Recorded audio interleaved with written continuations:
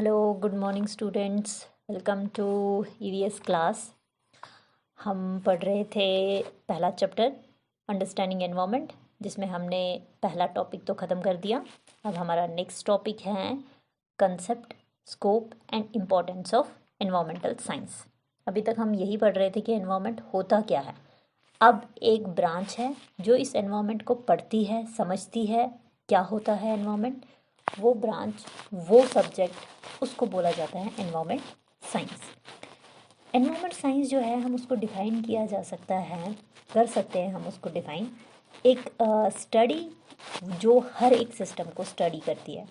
Air को, water को, land को, एनर्जी को, लाइफ, जो भी एक सराउंडिंग करती है मैन को, वो सिस्टम, ये जो हमने बताया एयर, वाटर, एनर्जी, ये सिस्टम्स, ये एक इंसान को, मैन को हमेशा के इर्द गिर्द होती है। इस सिस्टम को पढ़ना वो सब्जेक्ट है एनवायरनमेंट साइंस। ठीक है, क्योंकि ये जो सिस्टम है, जो इंसान के इर्द गिर्द जो भी चीज़ें हैं, ये बनाते हैं एक सिस्टम, ये एक एनवायरनमेंट बनाते हैं एक इंसान के इर्द गिर्द। और इस एनवायरनमेंट को पढ़ने का जो ब्रांच है, जो सब्जेक्ट है, उसको एनवायरनमेंट साइंस बोलते हैं। एनवायरनमेंट साइंस को हम कैन आल्सो बी डिफाइंड एक ऐसी ब्रांच ऑफ साइंस है जिसमें हम हर एक एस्पेक्ट जो होता है एनवायरनमेंट का, उसको पढ़ते हैं। मतलब एक इंसान के या किसी भी ऑर्गेनिजम्स के इर्द गिर्द जो भी उसके सराउंडिंग में है, उस एस्पेक्ट को पढ़ने को बोलते हैं हम एनवायरमेंटल साइंस। ठीक है, जो एनवायरनमेंट है उसमें बायोटिक और एबायोटिक कंपोनेंट आता है। बायोटिक हो गया जो भी लिविंग है, ठीक है, चाहे उसमें माइक्रो ऑर्गेनिजम्स आते हैं, प्लांट्स आते हैं या ह्यूमन बींग्स आते हैं। और एबायोटिक हो गया जो लिविंग नहीं है, उसमें आपका soil, land, air, water, sunlight, temperature, ये सारी चीज़ें आती हैं। तो एनवायरनमेंट में ये दो चीज़ें जब आती हैं, इस एनवायरनमेंट को जब हम पढ़ते हैं तो इसी पढ़ने को, इसी एक ब्रांच को एनवायरमेंटल स्टडी कहते हैं। ये हमें मदद देता है बाकी सारी ब्रांच को भी पढ़ने के लिए, क्योंकि हर चीज़ तो एनवायरनमेंट के अंदर है। अब जैसे बाकी ब्रांच कौन सी होती है, जैसे हम जूलॉजी पढ़ते हैं, बॉटनी पढ़ते हैं, माइक्रोबायोलॉजी पढ़ते हैं, बायोटेक्नोलॉजी पढ़ते हैं, ये सारे बायोटिक होते हैं। ठीक है, इसमें हम लिविंग ऑर्गेनिजम्स के बारे में पढ़ते हैं। दूसरा एबायोटिक में हम कौन कौन सी ब्रांच पढ़ते हैं, physics, chemistry, geography, geology, maths, ये सब एबायोटिक नॉन लिविंग के बारे में हम पढ़ते हैं। ये जो सारे सब्जेक्ट्स हम पढ़ते हैं ये हमारे एनवायरनमेंट में है। तो मतलब हमारा एनवायरनमेंट इन सारे सब्जेक्ट्स को पढ़ता है, इन सारे सब्जेक्ट्स को इंक्लूड करता है। इसीलिए हम राइटली कह सकते हैं कि एनवायरमेंटल स्टडी जो होती है उसको हम मल्टी डिसिप्लिनरी सब्जेक्ट बोल सकते हैं, क्योंकि इसमें हम हर एक सब्जेक्ट को इंक्लूड करते हैं। क्योंकि हमारे एनवायरनमेंट, हमारे इर्द गिर्द जो भी है वो हमारा एनवायरनमेंट है, और उसको पढ़ने का मतलब है हम उसकी एक जो ब्रांच, उस साइंस को पढ़ते हैं, उसको बोलते हैं एनवायरमेंटल साइंस, एनवायरमेंटल स्टडी। तो मतलब जूलॉजी हो, बॉटनी हो, माइक्रोबायोलॉजी हो, बायोटेक्नोलॉजी या फिजिक्स, केमिस्ट्री, ज्योग्राफी, ये सब को हम पढ़ते हैं एक ही सब्जेक्ट के अंदर, उसको बोलते हैं एनवायरमेंटल स्टडीज़। तो इसीलिए एनवायरमेंटल स्टडीज़ एक मल्टी डिसिप्लिनरी सब्जेक्ट है, जो एक इंसान या किसी भी लिविंग ऑर्गेनिजम्स के इर्द गिर्द का एनवायरनमेंट पढ़ती है, समझती है, और उसमें क्या चीज़ें हैं वो सब पढ़ने का मतलब है एनवायरमेंटल साइंस। अब हमें पढ़ना है स्कोप क्या है। अभी तक हमने एनवायरनमेंट क्या, साइंस का कंसेप्ट पढ़ा था, वो क्या है। अब हम पढ़ेंगे स्कोप क्या है एनवायरनमेंट साइंस का। एनवायरमेंटल साइंस जो है उसका एक वाइडर स्कोप है और काफ़ी ग्रेटर इम्पोर्टेंस है। एनवायरमेंट साइंस जो है should be included in the school curriculum, जो आजकल है भी हर एक सब्जेक्ट में, हर एक आप क्लास में देखेंगे तो एनवायरमेंट साइंस आपको दिख ही जाएगा। बहुत सारी प्रैक्टिकल एप्लीकेशंस हैं एनवायरमेंटल साइंस की, जो हम एग्रीकल्चर में भी देखा जाता है, फॉरेस्ट्री में भी, फिशरी, पोल्यूशन कंट्रोल है, वहाँ पे भी ईवीएस का ही ज़रूरत पड़ती है। सैनिटेशन है तो वहाँ पे भी एनवायरमेंटल साइंस जिसने पढ़ी होती है उसको उसके बारे में नॉलेज होती है।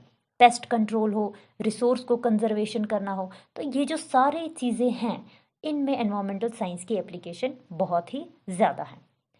एनवायरमेंटल नॉलेज जो है जिसके पास भी होगी, ठीक है, उसको मदद मिलती है ताकि वो नई नई चीज़ें डिस्कवर कर सकता है, नए नए सोर्सेस ला सकता है। जैसे हम खाना सिर्फ कैस किस अलग अलग तरीक़ों से हम खाने को प्राप्त कर सकते हैं, मिल सकता है हमें, तो वो हमें पता चलता है। या ऐसी एनर्जीज़ जो हमारे एनवायरनमेंट को पोल्यूट ना करे, क्योंकि हम नॉर्मली फॉसिल फ्यूल ये सब जलाते हैं, उससे हमारा जो एनवायरनमेंट है वो काफ़ी पोल्यूट होता है। तो हमें बहुत सारी ऐसी एनर्जीज़ मिलती हैं जो नॉन पोल्यूटिंग होती हैं, जैसे सोलर एनर्जी। ठीक है, हम इसको थ्रू सोलर पैनल कैप्चर करते हैं और यूज़ करते हैं, और ये नॉन पोल्यूटिंग है, पोल्यूशन क्रिएट नहीं करती हैं। विंड एनर्जी है, हाइड्रो एनर्जी है, ये वो एनर्जीज़ हैं। पर ये सारी चीज़ें हमें कहाँ सीखने को मिलती है? जब हम एनवायरमेंटल साइंस पढ़ते हैं। जिसके पास एनवायरमेंटल एनर्जी है वही ये चीज़ें नई नई डिस्कवर कर सकता है, समझ सकता है, और एनवायरमेंट से ये चीज़ें, ये एनर्जीज यूटिलाइज कर सकता है। तो एनवायरमेंट साइंस का एक ग्रेट स्कोप है टेक्नोलॉजी के हिसाब से भी। हम eco friendly technology, clean technology की तरफ जाते हैं। वो हम इसी तरीके से जाते हैं जब हमारे पास एनवायरमेंटल साइंस की नॉलेज होती है। मोरओवर ये हमें नॉलेज देता है बायोपेस्टिसाइड्स की। ठीक है, हम पेस्टिसाइड्स, केमिकल्स यूज़ करते थे, फर्टिलाइज़र्स यूज़ करते थे, बट जब हमें एनवायरनमेंट से रिलेटेड जब हमें नॉलेज हो तो बायो पेस्टिसाइड्स, जिसमें क्या होता है कि microorganism as a pesticide use किया जाता है ताकि आप अपनी फसलों को बचा सकें पेस्ट से। हम नहीं तो पेस्टिसाइड्स यूज़ करते थे जो केमिकल था, और वो हार्मफुल हमारे फसलों के लिए भी रहता था, और हमारी सॉइल के लिए भी, और हमारे एनवायरनमेंट के लिए। बट जो बायो पेस्टिसाइड है ये काफ़ी इको फ्रेंडली है, एनवायरनमेंट फ्रेंडली है, इससे कोई हार्म नहीं होता है हमारे एनवायरनमेंट को। तो जब हम एनवायरनमेंट पढ़ते हैं, जब हमें नॉलेज होती है एनवायरनमेंट की, तो हम उसी एनवायरनमेंट से एक्सट्रैक्ट करके हम अपने एनवायरनमेंट को बचा सकते हैं। तो जैसे बायो पेस्टिसाइड्स हैं, बायो फर्टिलाइज़र्स हैं, ये काफ़ी इको फ्रेंडली नेचर होता है। ये एनवायरनमेंट को कभी नहीं हार्म करता है, क्योंकि ये खुद ही एक ऑर्गेनिज्म से बनता है, एक बायो सब्सटेंस से बनता है, तो ये कभी भी हमारे एनवायरनमेंट को हार्म नहीं करता है। ह्यूमन की पॉपुलेशन को भी अगर स्टेबलाइज करना है, कंट्रोल में रखना है, तो एनवायरनमेंट साइंस का ही बहुत इंपॉर्टेंट रोल है। क्योंकि पॉपुलेशन जब बढ़ती है तो हमारे लिए बहुत ही रिसोर्सेज के ऊपर बहुत ही ज़्यादा प्रेशर बनता है, रिसोर्सेज ख़त्म होते हैं, एनवायरनमेंट ख़त्म हो जाता है हमारा। बट अगर हमें एनवायरमेंटल साइंस की नॉलेज होगी तो हमें पता है कि इतना पॉपुलेशन, ह्यूमन पॉपुलेशन होना हमारे ही एनवायरनमेंट के ऊपर खतरा है। जब हमें उसका रिलेशन, पॉपुलेशन और एनवायरनमेंट का हमें पता चले कि आपस में रिलेशन क्या है, क्या इम्पैक्ट है इन दोनों का, तो हम ये चीज़ें स्टेबलाइज कर सकते हैं। एनवायरमेंट साइंस जो है ये हमें ये भी समझाता है कि हमें क्लीननेस कैसे रखना है, साफ कैसे रहना है, प्योरिटी कैसे रखनी है, purity of the environment, cleanness of the environment. तो ये हम चीज़ें एनवायरमेंटल साइंस के पढ़ने से ही समझने से ही हमें पता चलेगा। फॉर एग्ज़ाम्पल प्रॉब्लम है वेस्ट डिस्पोजल की, जिसने भी एनवायरमेंट साइंस पढ़ा होगा, ये जब चीज़ें हम पढ़ते हैं तो हमें वहाँ पे टेक्निक्स पता चलती हैं कि हमें वेस्ट को कैसे डिस्पोज ऑफ करना है, पोल्यूशन की जो भी प्रॉब्लम है उसको कैसे कंट्रोल करना है। किसी का हैबिटाइट लॉस हो गया है, मतलब रहने की जगह जहाँ वो सरवाइव करता था, फीड करता था, ब्रीड करता था, वो अगर किसी को लॉस हो गया, वो प्रॉब्लम कैसे टैकल की जाती है, वो वही कर सकता है जिसके पास एनवायरमेंटल लिटरेसी होती है। वही पर्सन दूसरे को भी एजुकेट कर सकता है और प्रॉब्लम का सोल्यूशन भी निकाल सकता है। ऐसे ही आम लोग नहीं कर सकते, क्योंकि उनको पता ही नहीं है सिम्टम्स क्या हैं किसी भी प्रॉब्लम के, एनवायरनमेंट के ऊपर सिम्टम्स क्या है। फॉर एग्ज़ाम्पल मैं आपको बताती हूँ, अगर हम कहीं ओपन एयर में जाते हैं, अगर कुछ पेड़ पौधों की जहाँ पे हैं वहाँ जाते हैं, और कहीं पे हम ऐसे इंडस्ट्रियल एरिया में जाते हैं, तो हम एक्सपीरियंस कर सकते हैं कि जहाँ पेड़ पौधे होते हैं वहाँ हमें एकदम फ्रेश हवा मिलती है, जहाँ इंडस्ट्रियल एरिया होता है वहाँ हमें एकदम सी सफोकेशन फील होती है। ये सिम्टम्स होते हैं कि हमारा एनवायरनमेंट किस हद तक ख़राब हो रहा है। तो एक एनवायरमेंटल लिटरेट पर्सन ही दूसरे को एजुकेट कर सकता है, देखो दो अलग अलग जगहों की क्या है जो इंसान एक्सपीरियंस कर सकता है, क्या सिम्टम्स है। तो ये एनवायरनमेंट ही है जो डिग्रेड हो रहा है, कहाँ पे डिग्रेड हो रहा है और कहाँ पे हेल्दी है। तो ये एक एनवायरमेंटल लिटरेट पर्सन ही है जो ये प्रॉब्लम्स को बता सकता है, दिखा सकता है लोगों को। तो ये सारी चीज़ें तो एनवायरमेंटल साइंस ही कर सकती है। अब आजकल और क्या है कि स्कोप जो है इस सब्जेक्ट का, एनवायरमेंटल साइंस का, ये सिर्फ पोल्यूशन कंट्रोल या इन चीज़ों में ही नहीं है। ये करियर अपॉर्चुनिटीज़ जो हैं आजकल इसकी बहुत ज़्यादा मतलब डिमांड है। अगर हम लास्ट 2 डिकेड से देखें तो एनवायरमेंटल साइंस जो है ये कंसिडर किया गया है कि करियर अपॉर्चुनिटीज़ के से रिलेटेड बहुत सारी करियर ऑप्शंस इस सब्जेक्ट में हैं। जो जैसे कि पहले अगर हम देखें इंडस्ट्रीज़ में, इंडस्ट्रीज़ जो होती हैं उनको क्या होता है कि वहाँ पे बहुत सारी एनवायरमेंटल नॉर्म्स फॉलो करने पड़ते हैं। तो जब वो एनवायरमेंटल नॉर्म्स फॉलो करते हैं तो उनको कैसे पता है कि उनको क्या करना है, इसीलिए उनको एक एनवायरमेंटल एक्सपर्ट की ज़रूरत होती है जो गाइड कर सके इंडस्ट्रीज़ को कि हमें कैसी टेक्नोलॉजी अडॉप्ट करनी है अपनी इंडस्ट्रीज़ में, ताकि हमारे यहाँ से कोई भी इमिशन ऐसा ना हो जो पोल्यूटेड हो, ठीक है, जो हमारे एनवायरनमेंट को पोल्यूट करता हो। तो ये एक एनवायरमेंटलिस्ट ही बता सकता है ग्रीन टेक्नोलॉजी को अडॉप्ट करना है, कंट्रोलिंग पोल्यूशन करना है, वेस्ट जो भी जनरेट होता है उसको कैसे डिस्पोज ऑफ करना है, अपने एनवायरमेंटल ऑडिट कैसे करना है। जैसे हमारे ऑफिस में ऑडिट होता है कि कैसा पैसा कहाँ पे खर्च हुआ, किस तरीके से हुआ, फेयर मीन्स पे खर्च हुआ कि नहीं, उसी तरीके से एनवायरमेंटल ऑडिट भी होता है। देखा जाता है कि क्या प्रॉपरली इक्विपमेंट्स यूज़ किए गए हैं इंडस्ट्री में कि नहीं, पोल्यूशन किस हद तक वो रोक पा रहे हैं, वो देखा जाता है, कितना बाहर इमिट कर रहे हैं, क्या पोल्यूशन को ज़्यादा तो नहीं करवा रहे हैं बाहर एयर में।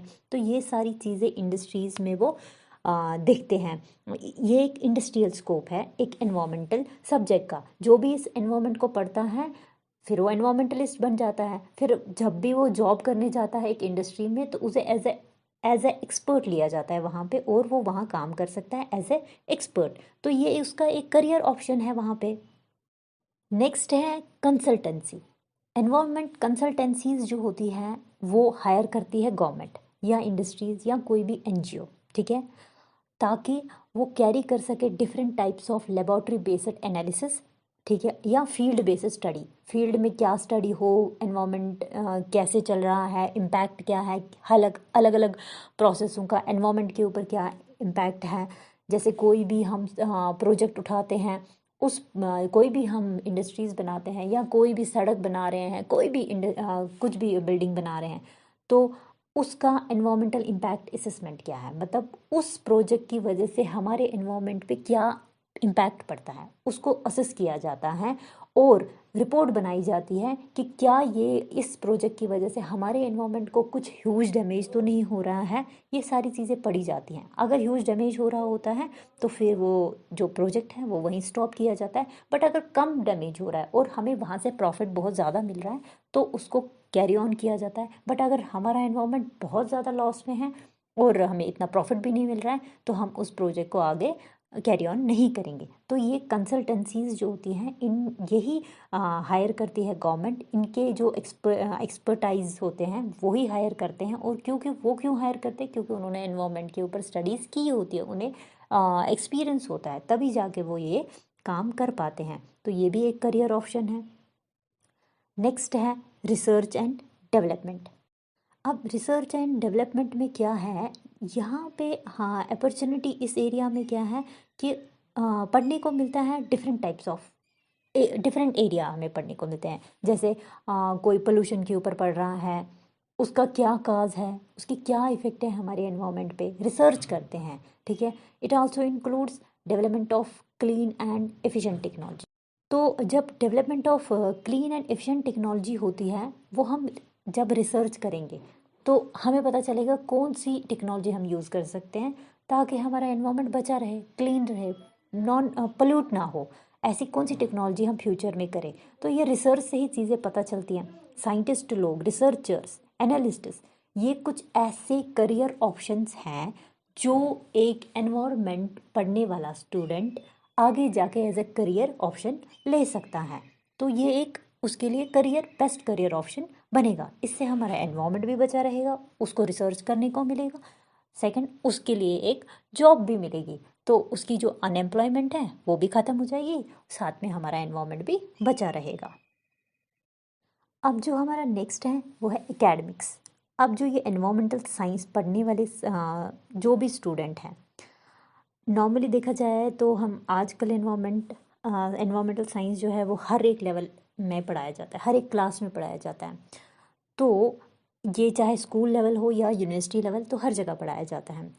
तो जब ये पढ़ाया जा रहा है तो इनको भी पढ़ाने के लिए कोई तो टीचर होना चाहिए, तो मतलब उसके पास नॉलेज होनी चाहिए एनवायरमेंटल साइंस की। तो एनवायरमेंटल साइंस जिसने भी पढ़ा है तो उसको आगे जाके as a teacher, as a professor, as a lecturer काम मिलता है। जैसे फॉर एग्जांपल मैं आपको पढ़ा रही हूँ as a environment science teacher, मैंने एमएससी किया हुआ है, तो कल को मेरा प्रमोशन हो या मैं आगे एनवायरमेंटलिस्ट बनूं, या मैं आपको भी जो ईवीएस पढ़ा रही हूँ एज ए एनवायरमेंटल साइंस की स्टडी होने के बाद ही मैं आपको इतना कुछ पढ़ा पा रही हूँ। ठीक है, तो एज ए एकेडमिक, अगर एकेडमिक हिसाब से देखा जाए तो एज अ टीचर या एकेडमिशियन के हिसाब से हमें एक एनवायरमेंटल साइंस पढ़ने वालों को जॉब मिलेगी और हमारी भी नीड्स फुलफिल हो जाएंगी, और हम आपको भी अवेयर कर पाते हैं, लोगों को भी अवेयर कर पाते हैं, स्टूडेंट्स को भी अवेयर कर पाते हैं कि हम एनवायरमेंट को कैसे पढ़ें, कैसे इसके साथ डील करें। तो ये भी एक करियर ऑप्शन हमारे लिए है। नेक्स्ट है ग्रीन मार्केटिंग। यहाँ पे क्या होता है, हमेशा स्किल मैन पावर ज़रूरत होता है, जिसके पास स्किल होता है वो ज़रूरत होता है हमें, ताकि हम प्रमोट कर सके इको फ्रेंडली प्रोडक्ट्स। क्योंकि हमेशा मार्केटिंग होती है, हर एक प्रोडक्ट को बेचने के लिए मार्केटिंग होती है। ठीक है, इको फ्रेंडली प्रोडक्ट अगर बेचना है तो उसके लिए भी मार्केटिंग, तो उसके लिए पहले स्किल्ड मैन पावर होना चाहिए, क्योंकि उसको नॉलेज होनी चाहिए कि जो हम इको फ्रेंडली प्रोडक्ट बेच रहे हैं मार्केट में वो कैसा है, वो पहले इको फ्रेंडली है भी कि नहीं है। ठीक है ना, उसकी मार्केटिंग अगर हमें करनी है तो हम उसको किस हिसाब से बेच रहे हैं कि भाई ये एनवायरनमेंट को सेफ रख रहा है, तो हम इको फ्रेंडली मार्केटिंग के लिए एक स्किल्ड होना चाहिए। स्किल्ड कौन होगा, जिसके पास एनवायरनमेंट की नॉलेज होगी, एनवायरमेंटल साइंस की नॉलेज होगी। एनवायरमेंटल क्वालिटी सर्टिफिकेशन चाहिए होती है, जैसे ISO 14000, इस तरीके से वो सर्टिफिकेट, या कहीं पे भी आप किसी भी इलेक्ट्रिकल अप्लाइंसेस लेते हैं तो ISO मार्क होता है वो। ठीक है, तो इसमें जो भी हम इको फ्रेंडली प्रोडक्ट बेचते हैं तो उसमें भी ये मार्क, ये सर्टिफाइड होना चाहिए। अब ये सर्टिफिकेशन कौन देता है, जिसके पास इसकी नॉलेज होगी, जिसके पास इसका स्किल होगा, जिसने एनवायरनमेंट पढ़ा होगा, जिसको पता होगा ये प्रोडक्ट एनवायरनमेंट को किस हद तक ठीक रखता है। तो ये भी एक करियर अपॉर्चुनिटी बन गई।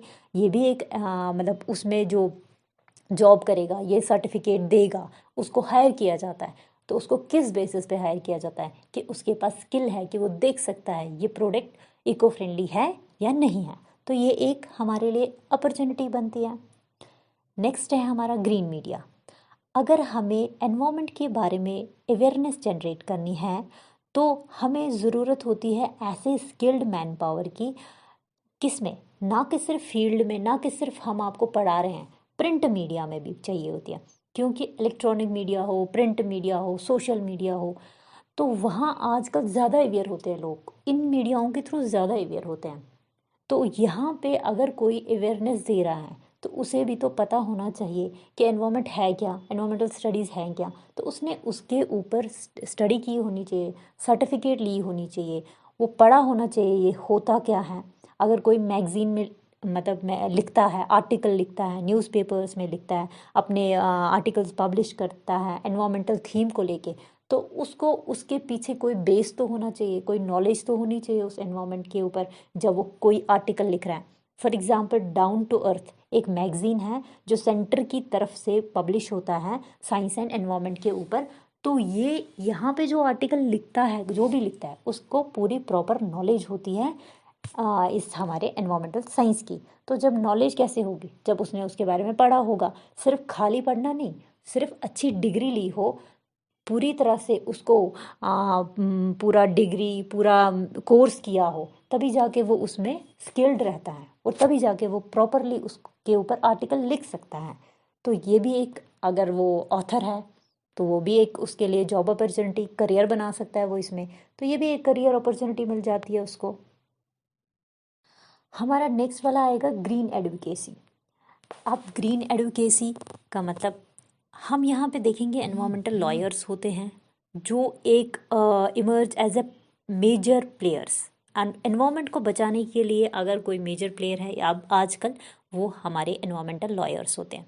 वो इंश्योर कराते हैं कि प्रॉपर इम्प्लीमेंटेशन हो रहा है एनवायरमेंटल नॉर्म्स का, लॉज का, प्रोग्राम्स का कि नहीं। क्योंकि अगर नहीं हो रहा होता है तो फिर वो कोर्ट में केस लड़ते हैं कि जी भाई इस प्रोजेक्ट की वजह से ये हो गया है, तो ये प्रॉपरली ये फॉलो नहीं हो रहा है। कोई भी एक्ट बना होता है, चाहे वो वाटर पोल्यूशन एक्ट है, एयर पोल्यूशन एक्ट है, या एनवायरनमेंट का एक अपना एक्ट है एनवायरमेंटल प्रोटेक्शन एक्ट जो 1986 में बना है, उसमें जो भी एनवायरनमेंट से रिलेटेड, प्रोटेक्शन से रिलेटेड गाइडलाइंस, एसओपीज बने हैं वो प्रॉपरली फॉलो हो रहे हैं, वो नॉर्म्स फॉलो हो रहे हैं कि नहीं। जो भी प्रोग्राम्स एनवायरनमेंट से रिलेटेड, जैसे हम अर्थ डे, एनवायरनमेंट डे और भी बहुत सारी डे हम मनाते हैं, ओजोन डे, क्या ये डे प्रॉपरली अवेयर कर रहे हैं लोगों को कि नहीं। तो ये एनवायरमेंटल लॉयर्स आगे जाके इंश्योर कराते हैं। पब्लिक इंटरेस्ट लिटिगेशन जो PIL बोलते हैं, तो ये एक एम्पावर करता है एक कॉमन इंसान को। अगर उसको लगे कि मेरे इर्द गिर्द एनवायरनमेंट काफ़ी ख़राब हो रहा है तो वो एक PIL कोर्ट में डालता है, ताकि वो जो भी एंटी एनवायरनमेंट एक्टिविटी हो रही होती है उसके अगेंस्ट वो केस लड़ सके। तो PIL के थ्रू, अब PIL करेगा तो खुद तो जाएगा नहीं, एक एनवायरमेंटल लॉयर उसको चाहिए होता है, तो एनवायरमेंटल लॉयर ही आगे जाके PIL डाल देगा एक कॉमन इंसान के बदले। तो एज ए लॉयर उसका प्रोफेशन है, तो उसको जॉब भी मिल रही है। तो ये एक हमारे लिए एक करियर अपॉर्चुनिटी है कि एनवायरमेंटल लॉयर्स अलग होते हैं, वो भी एनवायरमेंट को देखते हैं कि किस हिसाब से वो प्रोटेक्टेड रहेगा। कोई इंसान अगर उनके पास आएगा केस लेके, जी मेरे इर्द गिर्द का एनवायरनमेंट ख़राब हो रहा है, इस वजह से हो रहा है, या जो भी वजह होगी, तो वो उसका केस लड़ेगा। तो उसको तो अपना करियर बन गया, उसको पैसे मिलेंगे और हमारा एनवायरनमेंट भी सेव रहेगा। ठीक है। नेक्स्ट है NGO।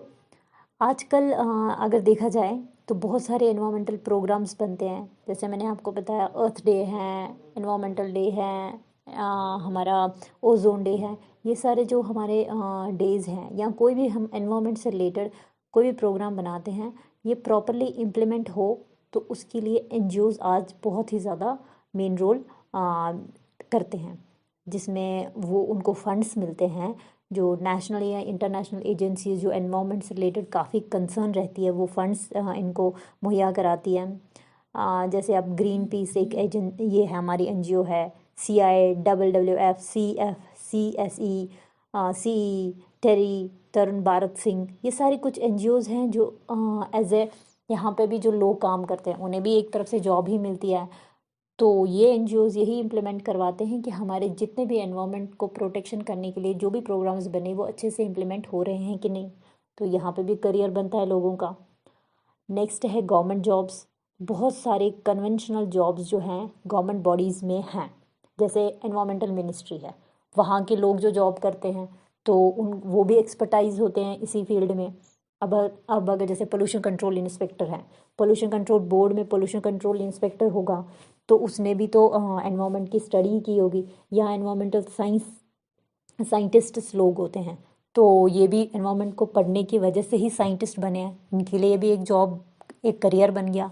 एनवायरमेंटल इंजीनियरिंग होती है, ठीक है, तो एनवायरमेंटल इंजीनियरिंग भी एक जॉब है।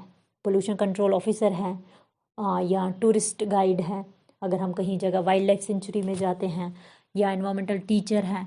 ये सारी चीज़ें जो होती हैं ये गवर्नमेंट जॉब्स में इंसान को जॉब मिलती है जब हमने एनवायरमेंटल स्टडी की होती है, तो इन फील्डों में तभी जॉब मिलती हैं। National parks, sanctuaries, biosphere reserves, यहाँ पे उन्हीं लोगों को जॉब मिलती है जो एनवायरमेंटल एक्सपर्टाइज होते हैं, उन्होंने उसमें एक्सपीरियंस लिया होता है, उनकी क्वालिफिकेशन होती है, तो उनको एक गवर्नमेंट जॉब की भी फैसिलिटी मिलती है। और हैं इंटरनेशनल एजेंसीज़, यहाँ बहुत सारी एजेंसीज़ होती है, UNEP, IUCN, ये एजेंसीज़, वर्ल्ड बैंक, जिसमें क्वालिफाइड ह्यूमन रिसोर्स चाहिए होता है, वो क्वालिफाइड जिसको एनवायरनमेंट की नॉलेज होती है, एनवायरनमेंट से रिलेटेड इश्यूज़ की नॉलेज होती है, प्रोग्राम्स की नॉलेज होती है, प्रोटेक्शन की नॉलेज होती है, पोल्यूशन से रिलेटेड नॉलेज होती है। तो वो इन एजेंसीज़ में बैठ के काम करते हैं और हमेशा एनवायरनमेंट की वेलफेयर के लिए ही काम करते हैं। जैसे कि अभी तक हमने उसका करियर स्कोप पढ़ा एनवायरनमेंट का, तो एक छोटा सा आपको मैं शॉर्ट फिर से एक बताती हूँ।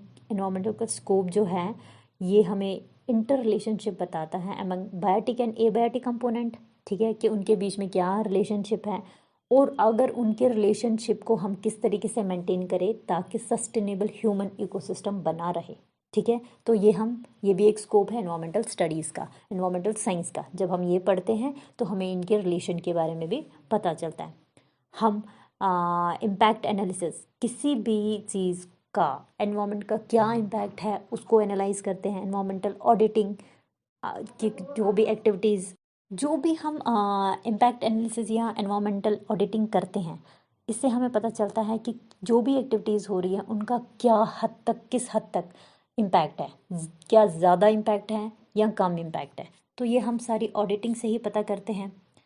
और जो भी पोल्यूशन हो रहा है कोई भी डेवलपमेंट एक्टिविटीज़ की वजह से या इंडस्ट्रीज़ की वजह से, हम उसको कर्ब कर सकते हैं, रोक सकते हैं, पर जब हमने एनवायरमेंटल साइंस की स्टडी की होगी।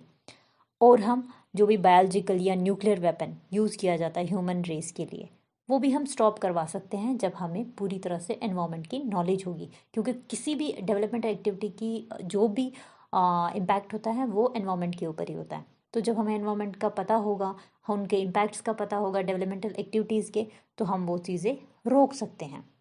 और हम जो भी अनप्रडिक्टेबल डिज़ास्टर्स होते हैं, कल को फ्लड आता है, लैंडस्लाइड होता है, ये सारी चीज़ें हम रोक सकते हैं पहले ही, जब हमें पता हो कि हमारा एनवायरनमेंट कैसा है, इसमें जो एक्टिविटीज़ हो रही होती हैं क्या वो हमारे लिए ठीक है, क्या हमारे एनवायरनमेंट के लिए वो ठीक है। तो हम ये अनप्रडिक्टेबल चीज़ें रोक सकते हैं पहले ही।